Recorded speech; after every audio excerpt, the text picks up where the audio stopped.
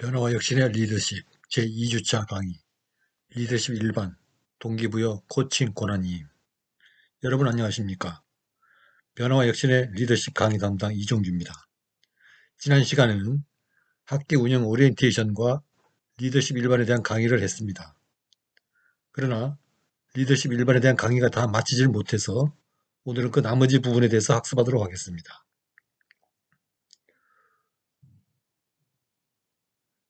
수업 중에 제시되는 퀴즈에 대해서 답변을 제출하는 경우에는 평소 점수에 가산점을 드립니다. 그러나 그 퀴즈 답변과 그에 대한 의견은 반드시 구글 클래스룸에 업로드되어야 함을 숙지하시기 바랍니다. 이 말은 답변 내용이 사우 클래스룸 시스템을 이용한 기록이 남아있어야 한다는 의미이기도 합니다.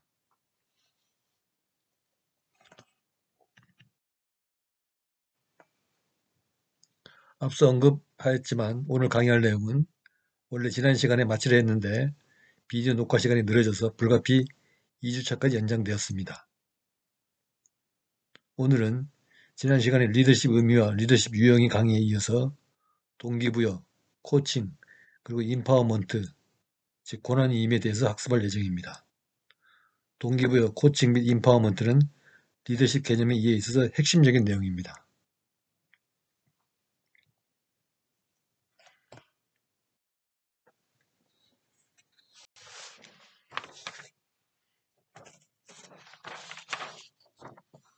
이번 주제의 학습 목표는 동기부여, 코칭, 고난이임의 의미를 이해할 수 있는 것입니다. 학습 내용은 첫째, 동기부여의 정의를 알아본다. 둘째, 코칭의 의미를 알아본다. 셋째, 고난이임의 의미를 알아보는 것입니다.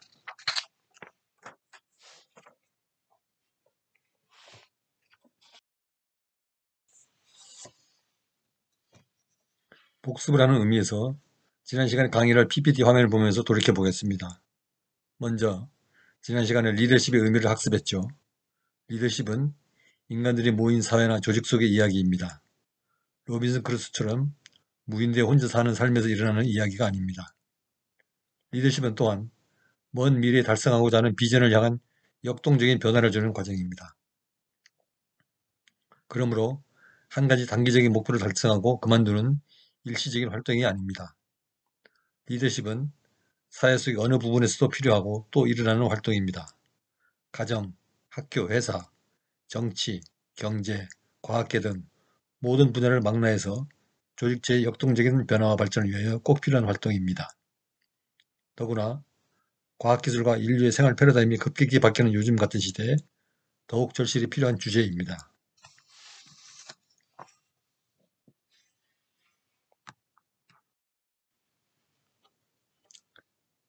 리더십의 유형은 5가지가 있다는 점을 학습했습니다. 그것은 권위형 리더십, 민주형 리더십, 파트너십 리더십, 변혁적 리더십, 서번트 리더십 유형입니다. 대체로 리더십 유형은 이 순서대로 발달해왔다고 보여지지만 사실은 이 모두가 동시에 존재해왔고 앞으로도 그럴 가능성이 있습니다. 예를 들어 오늘날 각광받는 서번트형 리더십은 기원 후 1세기경 기독교 창시자인 예수가 제자들의 발을 씻겨주는 행동에서 보이듯이 기원 후 직후 보여준 오래전의 행동입니다. 그리고 오늘날 중동이나 독재 공산국가에서 보듯이 권위형 리더십은 아직도 세계에 만연해 있습니다.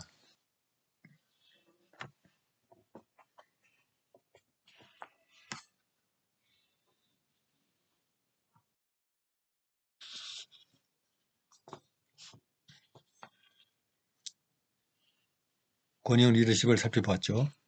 권위형 리더십은 때때로 오늘날처럼 현대화된 사회에서도 필요합니다. 코로나 바이러스가 퍼질 때 강제로 공항에서 검역과 검사, 그리고 격리를 하지 않으면 집단 감염의 우려가 있으므로 행정명령으로 강제격리, 추적을 하는 활동은 국가의 권위를 배경으로 하여 강제로 진행됩니다. 만일 이런 활동이 없다면 한 나라의 집단 감염은 말할 수 없이 빠른 속도로 진행될 겁니다. 민주화된 선진사회에서도 경우에 따라서는 응급 상황에서는 강제력을 수반한 권위형 리더십이 필요합니다.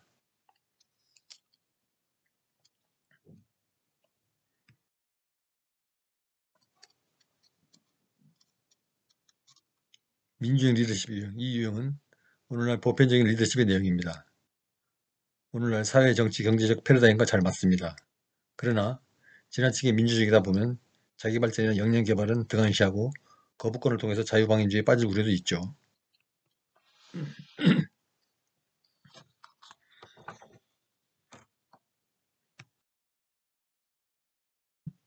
책임을 공유하는 연구개발에 관련된 조직이 주로 활용하는 파트너십 리더십 유형을 살펴봤죠.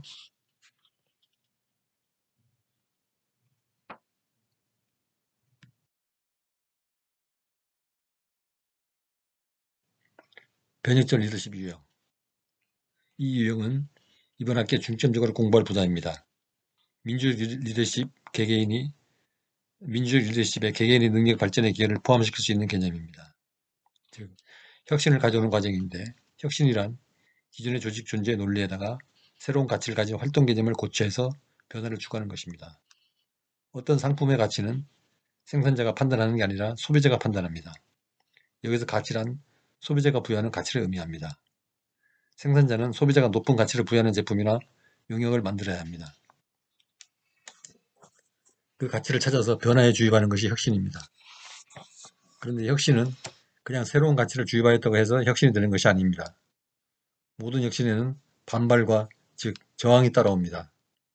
이 저항을 기술적으로 줄이기 위해서 조직의 리더는 경청하고 공감을 유도하고 교육이나 워크숍을 통해서 이해를 구하기도 합니다.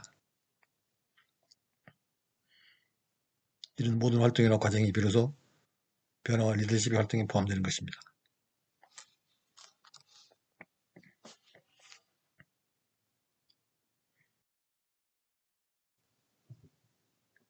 다음은 변혁적 리더십의 특징을 5가지 살펴보았죠. 이것은 첫째 카리스마, 둘째 자기확신, 셋째 존경심과 충성심, 넷째 풍부한 칭찬, 다섯째 감동입니다. 변화와 혁신의 리더십은 이와 같은 현실적인 활동을 통해서 자발적인 참여를 기대하고 있습니다.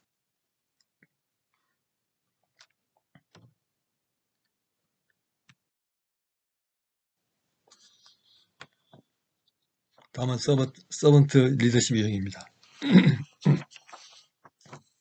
여러분은 섬김의 리더십에 대해서 많이 들어보셨죠? 섬김의 리더십이란 무엇인가요? 상대방이 대접을 받는 위치에 두는 것을 말하죠. 전통적인 리더십에서 보통 리더는 회사의 사장이 겸임하면서 지시하는 위치에 있는 게 보통인데 섬김의 리더십은 그 반대입니다. 사장이 직원을 섬기는 것이죠.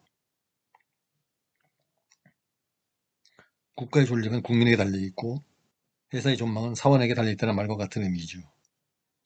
그러므로 왕은 국민을 하늘같이 여기고 사장은 직원을 상전으로 알아야 한다는 말과 같은 의미입니다. 저도 가끔은 지나가는 길거리 노숙자에게서도 배울 것이 있고 잡초와 바람과 길거리 굴러가는 돌멩이에게도 배울 것이 있다고 생각합니다.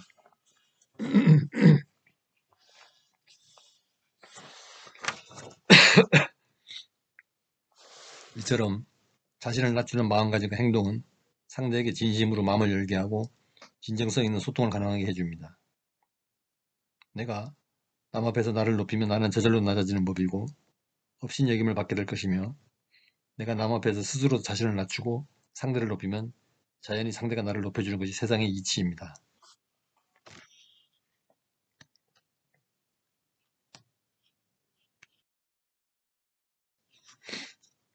그러면 지난 시간에 이어서 오늘 학습할 분야를 시작하겠습니다. 동기부여, 모티베이션. 동기부여는 리더십의 핵심 개념입니다. 개인이나 조직이 이루고자 하는 성과와 목표의 실현은 동기부여의 직접적인 결과라고 해도 결코 지나치지 않습니다. 팀의 성원으로서 일을 하든 다른 사람의 지도를 받지 않고 자기 소신껏 일을 하든 일을 멋지게 처리하도록 자기 자신에게 동기를 부여해야만 좋은 결과를 얻을 수 있습니다. 더군다나 팀의 리더라면 구성원들이 좋은 성과를 내도록 동기부여할 수 있는 능력을 반드시 갖춰야 할 뿐만 아니라 자기 자신에게 동기를 부여할 수 있어야 합니다. 이처럼 동기부여는 개인과 조직의 발전에 매우 중요한 필수 조건입니다. 이번 동기부여 섹션에서는 동기부여의 정의, 동기부여의 방법, 조직에서 효과적인 동기부여 방법에 대해서 학습해 보도록 하겠습니다.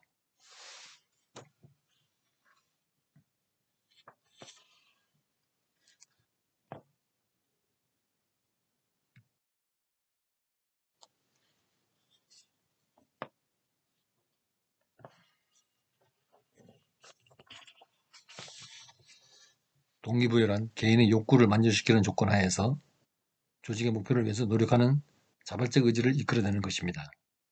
이처럼 동기부여란 특정한 목표를 향해서 행동하게 하는 인간의 내면적 원동력을 의미합니다.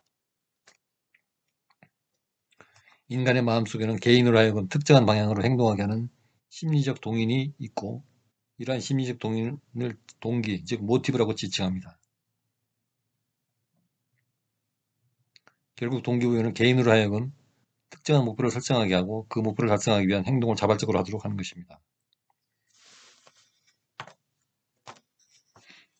매슬로우의 인간 욕구 단계설은 인간의 욕구와 동기유발과 관련해서 가장 널리 알려지고 큰 영향을 미친 이론입니다.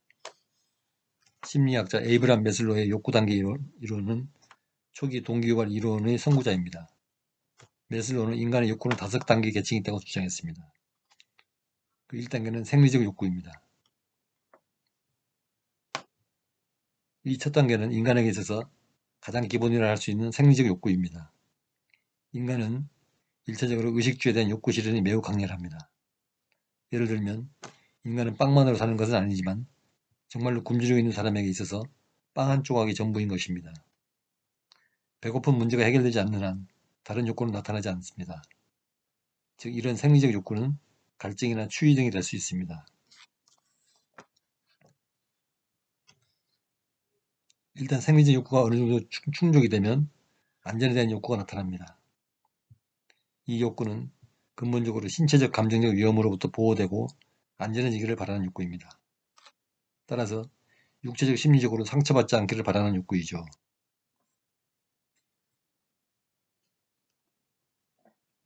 (3단계는) 사회적 욕구입니다. 생리적 욕구와 안전 욕구가 충족이 되면 그 이후 소속감에는 애정 욕구가 지배적으로 나타나게 됩니다. 한마디로 집단을 형성하고 집단 속에 소속되어서 인정받고 싶은 욕구가 생깁니다.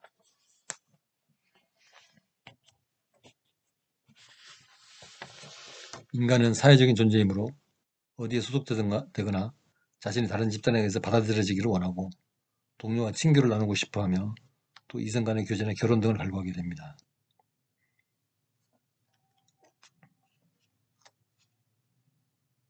존경 욕구. 인간은 어디에 소속하려고 하는 그의 사회적 욕구가 어느 정도 만족되기 시작하면 어느 집단의 단순한 구성원 이상의 존재가 되기를 희망합니다. 이것은 첫째, 내적으로 자기 존중 및 자율성을 성취하려는 욕구. 둘째, 타인으로부터 인정과 존경을 받으며 집단 내에서 어떤 우월적 지위를 확보하려는 욕구가 생깁니다.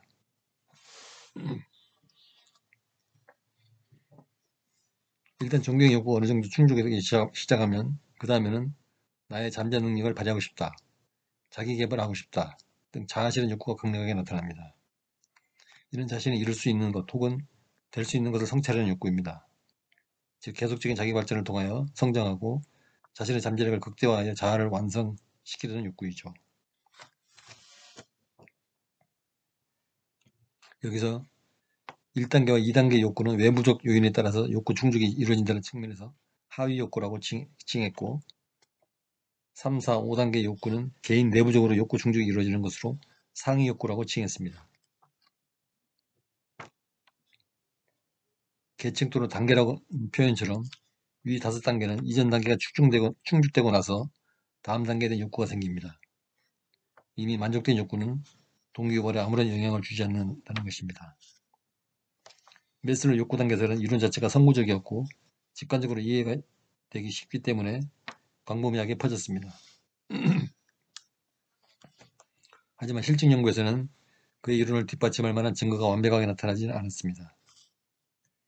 인간의 욕구가 과연 매슬로우의 주장처럼 5단계로 세분화되어 있느냐도 불확실할 뿐만 아니라 앞 단계가 충족되고 나서야 다음 단계의 충족을 위한 동기유발이 된다는 것도 확실하게 증명되지 못했습니다. 그러나 동기유발에 대한 이론의 기초를 제공했기 때문에 여전히 동기유발 이론의 대명사로 언급되는 것이 매슬로우 욕구 단계설입니다.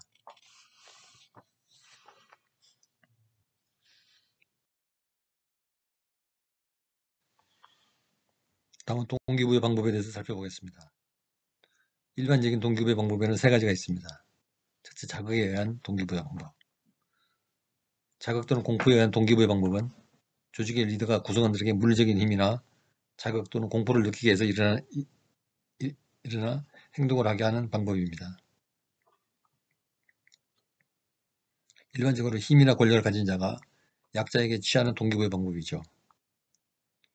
자극에 의한 동기부여는 두려움, 경고, 처벌 등의 방법이 있습니다. 예를 들어 말을 듣지 않으면 반드시 불이익을 주겠다 또는 해를 끼치겠다라든지 이번에 성과를 올리지 못하면 사표를 각오해라 라든지 잘못하면 이렇게 처벌된다는 것을 알아라 이런 등입니다.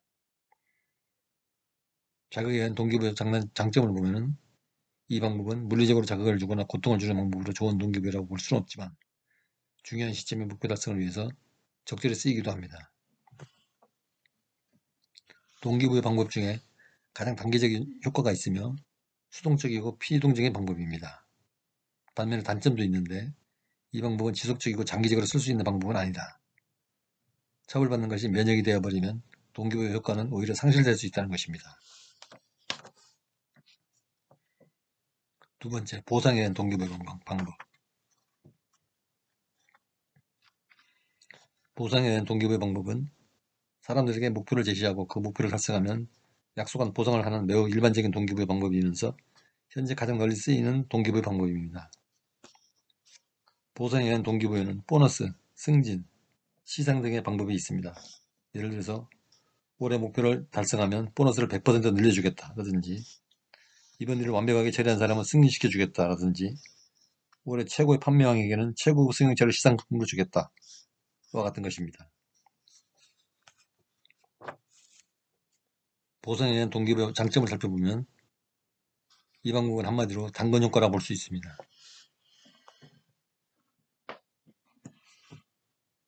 달리는 말에 채찍을 휘두르는 것보다 눈앞에 당근을 보여주며 달리게 하는 것입니다. 목표를 설정하고 그 목표를 이루기 위한 노력을 기울이게 하는 매우 좋은 방법입니다. 반면에 이 방법의 단점은 모두에게 기회를 주지만 혜택받는 사람이 소수일 경우 목표를 위해서 모두 노력하다가 결과적으로 소수에게 당근이 돌아가면 급격히 생산성이 떨어져서 동기부여가 상실될 수 있습니다. 만약 계속 동기부여를 하고 싶다면 지속적으로 당근을 줘야 합니다. 세 번째, 자기 동기부여. 자기 동기부여 방법은 누가 시켜서 하거나 뭔가를 바라고 하는 것보다 자기 스스로 좋아서 일을 하게 되는 동기부여 방법입니다. 주위 사람들이 미쳤다고 할 만큼 자신이 좋아하는 일에 몰두하는 경향이 있습니다. 그래서 주로 발명이나 발견 등 창의적인 결과를 얻어냈던 강력한 동기부여 방법입니다. 자기 동기부여를 갖게 하는 방법에는 목표를 갖게 하는 방법, 칭찬을 하는 방법, 격려하는 방법 등이 있습니다. 예를 들어서 인생에서 꼭 이루고 싶은 꿈을 그려보면서 다짐을 한다 라든지 내가 아니었다면 이렇게 멋진 결과를 이루지 못할 것이다. 나는 훌륭하다. 나는 대단하다. 나는 분명히 성공할 것이다. 와 같은 것입니다. 이와 같이 자기 동기부여 방법은 스스로 느끼고 감동받고 결심해서 목표를 이루려고 하는 것이기 때문에 장기적으로 효과가 있습니다. 한마디로 좋아서 하는 일을 아무도 못 말린다는 원리입니다. 중간에 포기할 만한 장애가 생겨도 꿈을 위해 어떻게든 극복하려고 노력하기에 성취감은 이루 말할 수 없이 큽니다. 따라서 조직에서 가장 좋은 동기부여 방법은 자기 동기부여입니다. 누구의 힘에 의해서 또는 보상을 바라고 행동하는 것보다 스스로 꿈을 이루기 위해서 노력할 수 있는 방법을 활용하는 것이 가장 효과적입니다. 하지만 처음부터 쉽지 않기 때문에 익숙해질 때까지 분위기를 만들어 주어야 합니다. 과연 조직의 구성원들을 자기 동기부여하기 위해서는 어떻게 해야 할까요? 조직의 리더나 상사들은 구성원들을 동기부여 유발하기 위해서는 조직 내 협력적 분위기를 조성해야 하고 만족감을 느낄 수 있게 하고 구성원들에게 의사결정 권한을 부여해야 합니다. 즉 협력적 분위기를 조성하고 그러기 위해서는 사람들은 협력의 의지가 고쳐졌을 때 서로의 성공을 도모할 기회를 가졌을 때 더욱 열심히 일하는 동기가 유발되기 때문입니다. 둘째는 만족감을 고취하는 겁니다. 사람들은 자신이 하고 있는 일이 조직의 발전에 어떻게 득이 되는지 인식했을 때 만족감 또는 성취감을 느낄 때 동기부여가 됩니다. 즉 자신이 하고 있는 일이 조직에 어떻게 기여하는지 올바로 인식할 수 있을 때 더욱 열심히 일하려고 하는 동기가 유발됩니다. 셋째, 의사결정 권한을 부여하는 것입니다. 사람들은 자신의 일에 관한 의사결정 권한을 부여받으면 더욱 열심히 일하려는 동기가 유발됩니다. 부하 직원들에게 권한을 부여하는 것이 잘못된 판단이 아닐까 두려워하지 말고 부하 직원들에게 의사결정 권한을 부여해야 합니다.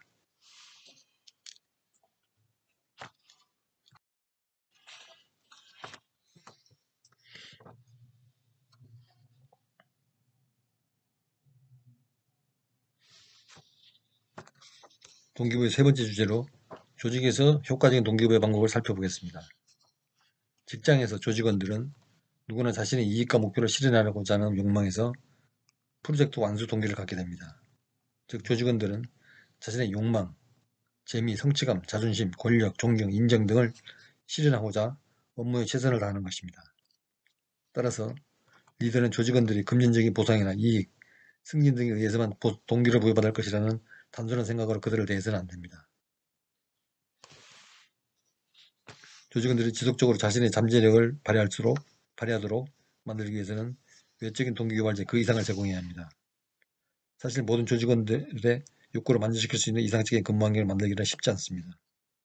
그러나 이런 환경이 마련된다면 조직원들은 돈이나 편익 등 비본질적인 요인이 아닌 자기 내면의 순수한 욕망에 의해서 동기를 부여받을 것입니다. 조직에서 효과적인 동기부여 방법을 살펴보겠습니다. 첫째, 긍정적인 강화법을 활용한다. 목표 달성을 높이 평가해서 조직원들에게 곧바로 보상하는 행위를 긍정적 강화라고 합니다. 긍정적 강화법은 조직원들의 동기를 부여하는 데 더없이 효과적입니다. 높은 성과를 달성한 조직에게는 곧바로 따뜻한 말이나 칭찬으로 보상해주는 것이 필요합니다. 즉, 긍정적 강화법은 동기부여 대상자가 잘하고 있는 부분을 칭찬하고 격려해서 더욱 잘하도록 하는 방법이죠. 두 번째, 새로운 도전의 기회를 부여합니다. 환경 변화에 따라 조직원들에게 새로운 업무를 맡을 기회를 준다면 팀에는 발전과 창조성을 공모하는 분위기가 자연스럽게 조성됩니다. 조직원들은 매일 해왔던 업무와 전혀 다른 일을 처리하면서 새로운 도전이 주는 자극과 스릴감을 톡톡히 맛볼 것입니다.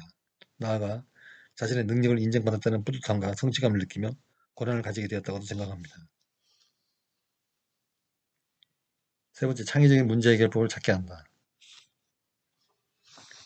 직장생활 중 자유롭게 의사결정을 하지 못하고 자신의 소신대로 업무를 진행하지 못할 경우 조직원들은 자칫 피해의식에 사로잡혀서 사사건건 다른 조직원들을 비난할 수 있습니다. 창의적인 문제 해결법은 조직원들이 자신의 실수나 잘못에 대해서 스스로 책임지도록 동기를 부여합니다.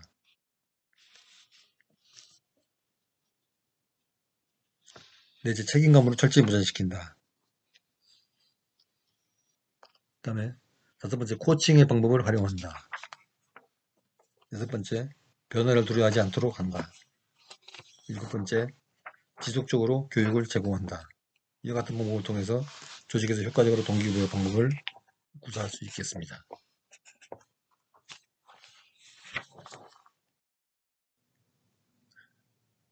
비디오 2번에서 수업이 계속됩니다.